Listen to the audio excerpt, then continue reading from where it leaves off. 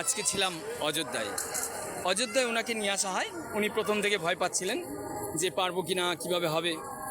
দীর্ঘ 4 বছর ধরে আমার সঙ্গে রয়েছেন, আমার চ্যানেলের সঙ্গে রয়েছেন, পরিষেবার সঙ্গে রয়েছেন।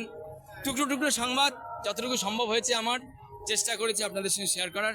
সময়ের প্রেক্ষাপটে কোথাও পারিনি, অনেকের ভিডিও আমি শেয়ার করার সুযোগ হয়নি, কারণ অনেকে না করেছেন। এগুলো দেখাতে হবে না, আমার আত্মীয় স্বজন দেখে নেবে।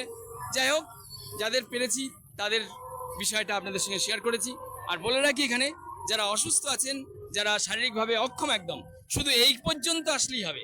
বাকি রাম মন্দির দর্শন করিয়ে নিয়ে আসবে এখানকার ভলেন্টিয়াররা রয়েছে, তারা নিয়ে আপনাকে রাম মন্দিরের মেন দর্শন করে আপনাকে নিয়ে প্রসাদ নিয়ে সোজা। আর প্রসাদটা ঠিক এরকম একটা প্যাকেট প্রসাদ দেওয়া হয়, এরকম একটা প্যাকেট দেয়। যাই হোক, সেই প্রসাদ পেয়ে একদম গেটের সামনে নামিয়ে দেওয়া হয়। এই সেই গেটের মেন রাস্তা। তবে হ্যাঁ, এই গেট থেকে 200 মিটার পর্যন্ত কোনো রকম গাড়ি ঘোড়া চলে না। সকাল 7টা থেকে সারাদিনই এভাবে চলে।